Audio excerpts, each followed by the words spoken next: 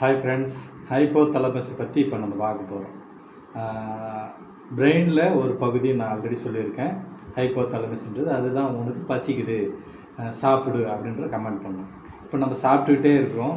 ஒரு 3 இட்லி 4 இட்லி சாப்பிட்ட உடனே போதும் அப்படின்ட்டு சொல்கிறது தான் அந்த ஹைப்போதலமஸோட பார்ட்.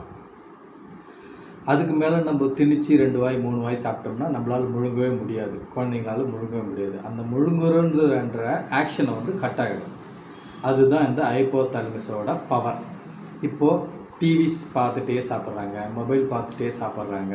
அந்த குழந்தைங்களுக்கு என்ன ஆகுன்னு பார்த்தீங்கன்னா, இந்த ஹைப்போதலமஸு டிவி பார்க்குறதையும் இந்த மொபைல் பார்க்குறதையும் அந்த முழுங்குறன்ற ஆக்ஷனையும் ரெண்டுத்தையும் ஒன்றா கனெக்ட் பண்ணிவிடும். ஸோ டிவி பார்த்துட்டு மட்டுமே தான், இந்த வீடியோ பார்த்துட்டு மட்டுமே தான் குழந்தைங்க சாப்பிட்றது நார்மலாக பழகியிருக்கும். இந்த குழந்தைங்க ஸ்கூல் போயிடுறாங்க. ஸ்கூல் போன பிறகு டீச்சர்ஸு 30 குழந்தைங்கள பார்த்துக்க வேண்டிய சுச்சுவேஷனில் இருக்குது. அந்த குழந்தை சாப்பிட்டுச்சான்னு அவங்களால பார்க்க முடியாது.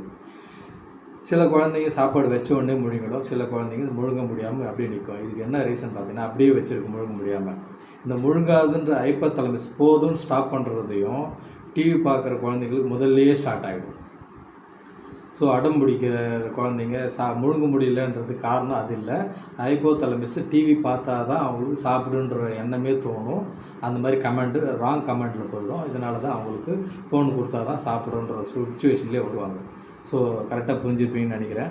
ஸோ குழந்தைங்கிட்ட மொபைலும் டிவியை பார்த்துட்டு சாப்பிட வைக்காமல் இயற்கையை பார்த்துட்டு சாப்பிட வைக்கிறதுக்கும்